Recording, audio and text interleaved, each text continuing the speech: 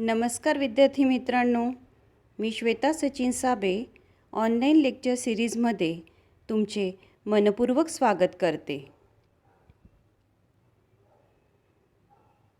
विद्यार्थी मित्रांनो, आपल्या 12वीच्या मराठी विषयाच्या पाठ्यपुस्तकातील कथा साहित्य प्रकार परिचय, पहिली कथा शोध वपू काळे यांची व दुसरी कथा डॉक्टर प्रतिमा इंगोले यांची गडी ही कथा तुम्ही अभ्यासलेली आहे. आज आपण याचा थोडक्यात परिचय करून घेणार आहोत. विद्यार्थी मित्रांनो, प्रथम आपण कथा साहित्य प्रकार परिचय थोडक्यात समजावून घेऊया. विद्यार्थ्यांनो, तुम्हाला स्क्रीनवर वि स खांडेकर यांची फुले आणि दगड हा कथासंग्रह दिसत आहे. त्याचप्रमाणे लेखिका गौरी देशपांडे यांची आहे हे असं आहे ही कथा दिसत आहे. विद्यार्थ्यांनो, याचप्रमाणे आपल्या मराठी साहित्यात असंख्य कथा लेखकांच्या कथा आहेत. तुम्ही त्याचे वाचन जरूर करावे.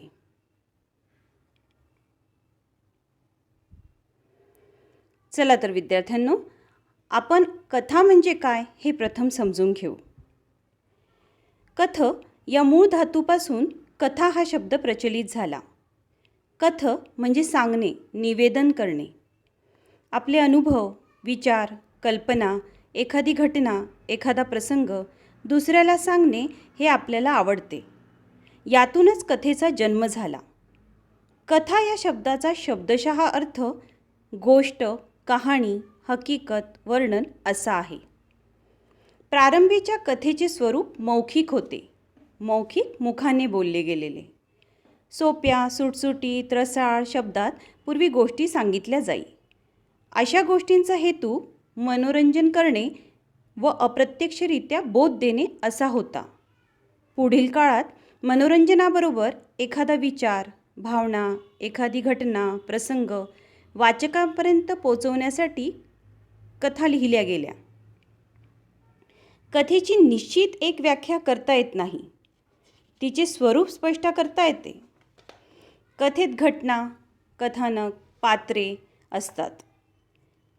कथेच्या विषयानुसार विशिष्ट वातावरणही असते. समर्पक निवेदनशैली असते. प्रत्येक कथेत हे सर्व घटक असतीलच असे नाही. एखाद्या कथेत पात्र महत्त्वाची भूमिका करतात, तर कधी लेखकाच्या दृष्टिकोनाला महत्त्व दिलेले असते. अशा प्रकारे कथा म्हणजे पात्रे, प्रसंग, संघर्ष, गुंतागुंत, विचार, वातावरण, निवेदनशैली अशा सर्व घटकांचे सुसंगत प्रकटीकरण म्हणजे कथा होय. विद्यार्थ्यांनो, कथा म्हणजे काय हे आपण आता बघितलं.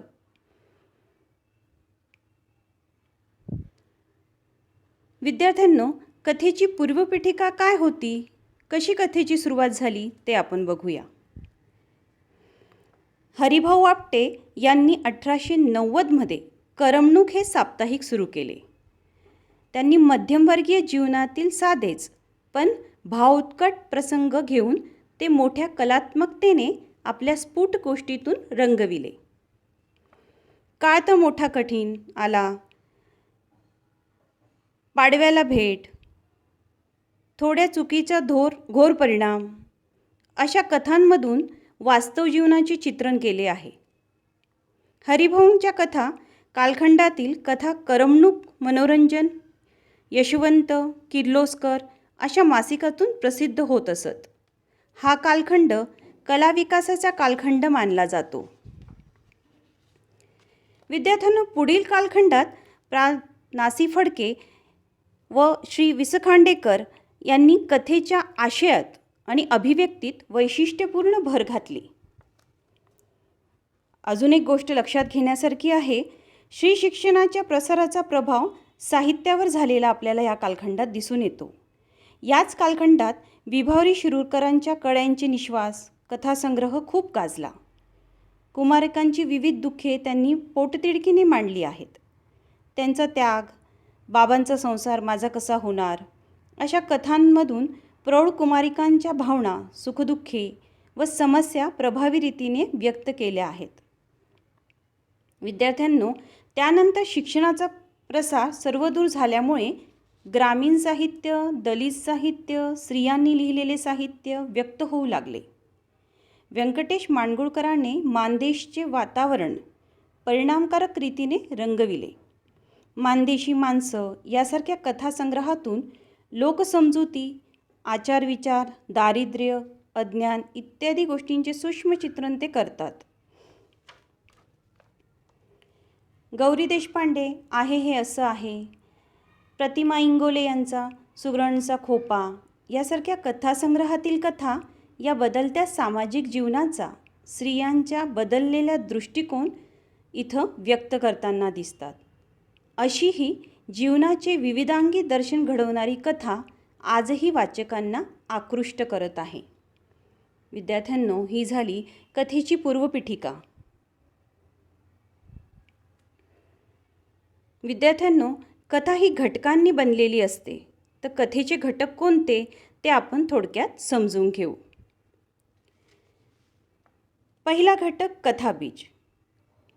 कथाकार एखाद्या घटनेची किंवा एखाद्या प्रसंगाची मालिका तयार करतो. ही मालिका तयार करताना त्यात वास्तव व कल्पनेचे रंग मिसळतो. हे करताना समाजाचे, सांस्कृतिक संदर्भाचे, निसर्गाचे, वातावरणाचे मदत त्याला घ्यावी लागते. म्हणून कथेत घटनेलाच कथाबीज म्हणतात. कथाकाराला जी भावना व्यक्त करायची असते ती वाचकांपर्यंत पोचवणे हे कथानकाचे प्रयोजन असते, म्हणजे हेतू असतो, उद्दिष्ट असते. कथानक हे प्रभावी असायला हवे. यासाठी कथानकातील घटना, प्रसंग, पात्रांच्या कृती, स्वभाव वैशिष्ट्ये या घटकांचे एकत्रीकरण केले जाते. यातून कथेची मांडणी आकाराला येते. पात्रचित्रण. कथेतील पात्रचित्रणातूनच कथेचा आशय व्यक्त केलेला असतो. पात्रांचा स्वभाव, भावना, विचार, कल्पना, त्यांची जीवन जगण्याची पद्धत इत्यादी चित्रणातून कथाकार एक शब्दरूपी प्रतिमा तयार करत असतो. यालाच पात्र असे म्हणतात. कथा वाचताना वाचकाला हे पात्र आपल्यापैकी एक असे वाटते व त्या पात्रांशी संवाद साधू शकतो. वातावरण निर्मिती. कोणतीही कथा विशिष्ट सामाजिक, भौगोलिक, सांस्कृतिक, राजकीय वातावरणाच्या पार्श्वभूमीवर चित्रित केली जाते. या वातावरणाचा वाचकांवर परिणाम होऊन तो कथानकाशी एकरूप होतो. नाट्यमयता, संघर्ष. कथेतील संघर्षातून नाट्यमयता निर्माण होते. सुख, दुःख, गरीब, श्रीमंत, चांगले, वाईट यातील संघर्षातूनच कथा उत्कर्ष बिंदूपर्यंत पोहोचते. संवाद. कथानकाला प्रवाही ठेवण्यासाठी कथेतील संवाद अर्थपूर्ण असायला हवेत. कथेतील पात्रांच्या स्वभावधर्मानुसार आणि परिस्थितीजन्य घटकांप्रमाणे संवाद लिहिलेले असतात. अशा संवादात विशिष्ट लय व आंतरिक संगती साधली जाते. म्हणून कथेतील संवादातून रसनिर्मिती व रसपरिपोष होत असतो. भाषाशैली. कथेचे कथानक भाषेच्या आधारे आकाराला येते. आपल्याला कथानक हे भाषेच्या माध्यमातूनच समजते. कथेतील पात्रांच्या स्वभाव वैशिष्ट्यानुसार व कथेतील वातावरणानुसार भाषेची योजना केली जाते. कथाकाराचा दृष्टिकोन, त्याचे अनुभव घेण्याची पद्धत यानुसार भाषा स्वरूप व भाषाशैली निश्चित होते. कथा लिहिताना साधारणतः प्रमाणभाषा आणि बोलीभाषा यांची सरमिसळ केली जाते. कथा अर्थपूर्णपणे बोलीभाषेतही लिहिली जाते. वरील घटकांशिवाय कथेचे प्रारंभ, मध्य व शेवट असे 3 टप्पे मानले जातात. वाचकांना कथेत पुढे काय अशी उत्कंठा लागलेली पाहिजे. म्हणून कथेची सुरुवात आकर्षक व नाट्यमय असायला हवी. कथेत आशय म्हणजे विषय व अभिव्यक्ती या दोन गोष्टींना फार महत्त्वाचे स्थान आहे.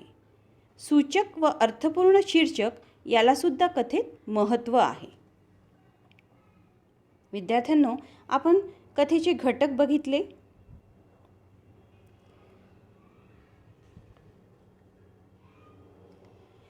विद्यार्थ्यांनो, मराठी कथा अनेक वैशिष्ट्यांनी नटलेली आहे.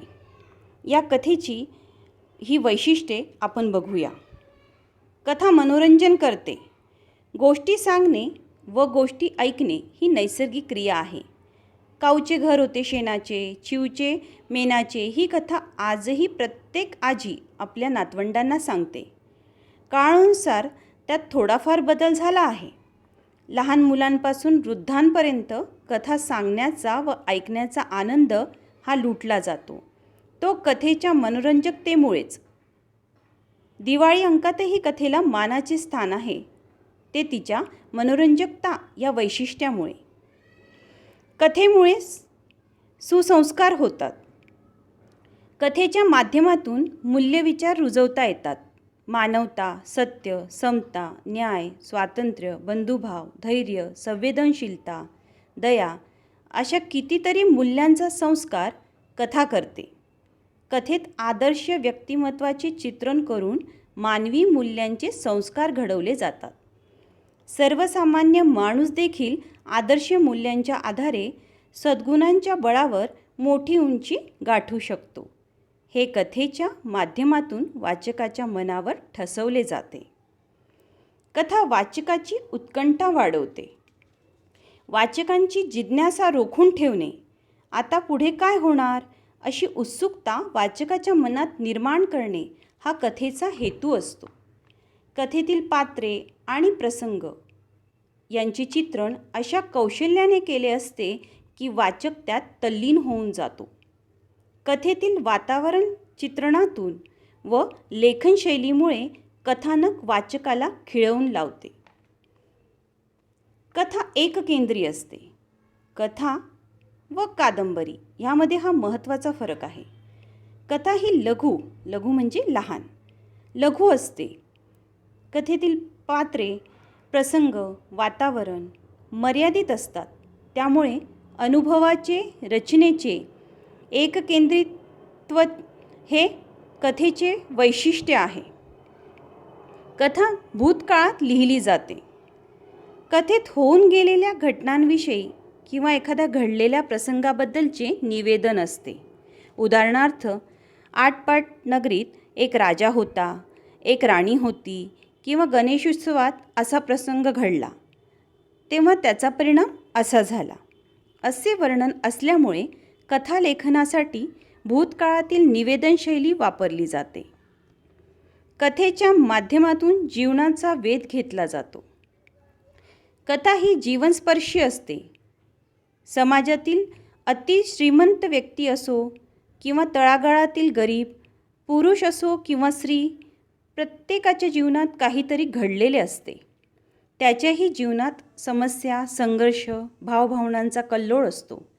कधी सुख तर कधी दुःख, कधी आशा तर कधी निराशा, या सगळ्यांचे चित्रण कथेत येते. श्रवणीयतेमुळे कथेचे सादरीकरण करता येते. साहित्याच्या नाटके, कादंबरी व निबंध या प्रकारांचे कधी कथन होत नाही, पण कथाकथन मात्र घरोघरी, शाळांमध्ये, साहित्यविषयक कार्यक्रमांमध्ये घडत असते. सादरीकरण म्हणजे सादर केले जाणे. कधी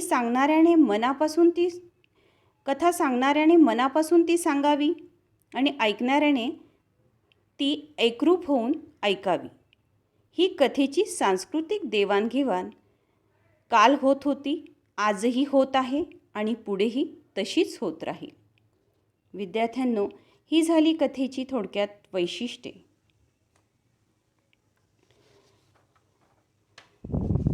विद्यार्थ्यांनो, आता आपण कथेचे सादरीकरण बघणार आहोत. कथेचे सादरीकरण ही एक कला आहे. विद्यार्थ्यांनो, कथेच्या सादरीकरणाचे तंत्र प्रयत्नाने साध्य होऊ शकते.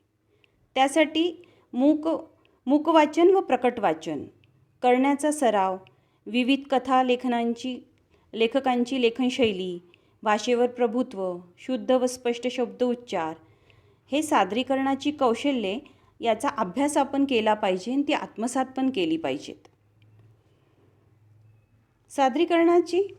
सादरीकरण आपण बघूया.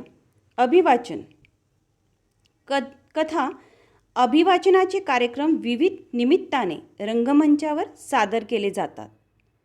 कथा अभिवाचनाचा एकसुरीपणा टाळण्यासाठी ते एकाच वेळी अनेकांकडून केले जाते.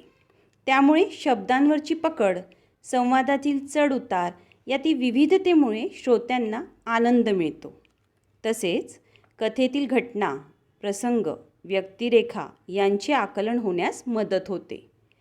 या कथा वाचनाला जर पार्श्वसंगीताची, प्रकाशयोजनेची, नेपथ्याची जोड दिली तर ते अभिवाचन श्रोत्यांपर्यंत अधिक परिणामकारकरित्या पोहोचते. कथाकथन करणाऱ्या व्यक्तीला कथा सादर करायची असते. त्यामुळे कोणताही लिखित मजकूर त्याच्या हातात नसतो. त्याच्यासमोर श्रोता असतो. त्यांच्याशी तो संवाद साधतो. लेखकाच्या मूळ संहितेवर बदल न करता ती परिणामकारकपणे श्रोत्यांपर्यंत पोहोचवायची असते. कथाकथन करणाऱ्या व्यक्तीचे भाषेवर तर प्रभुत्व पाहिजेच, त्याचबरोबर वाचिक अभिनयालाही महत्त्व आहे. कथाकथन करताना कथेची निवड करणे फार महत्त्वाचे असते. कथा सादरीकरणाचा कालावधी व श्रोत्यांचा अवधान काळ याची सांगड त्याला करावी लागते. कथा ही संवादातून सुलभ असल्याने प्रभावी उच्चारण, स्पष्टता, शब्दांचा गर्भितार्थ श्रोत्यांपर्यंत पोचवणे हे एकाच वेळी कौशल्यपूर्ण पण आव्हानात्मक काम असते. आकाशवाणी, दूरदर्शन या लोकप्रिय माध्यमातून तंत्रज्ञानाची जोड देऊन कथेचे सादरीकरण केले जात आहे. अशा प्रकारे विद्यार्थ्यांनो, कथेचे सादरीकरण कसे केले जाते ते आपण बघितले. विद्यार्थ्यांनो, आता आपण या कथा साहित्य प्रकाराचा परिचय थोडक्यात अभ्यासला. आता आपल्या पाठ्यपुस्तकातील शोध व गढी या 2 कथांचा थोडक्यात आढावा आपण घेणार आहोत. शोध ही वपू काळेंची कथा मी माणूस शोधतोय या कथासंग्रहातून, तर गडी ही डॉक्टर प्रतिमा इंगोले यांची कथा अकसदीचे दाणे या कथासंग्रहातून घेतलेली आहे. आपण पुढच्या तासिकेला या कथा अभ्यासणार आहोत. तर विद्यार्थ्यांनो, भेटूया पुढच्या तासिकेला. तोपर्यंत इथेच थांबते. धन्यवाद.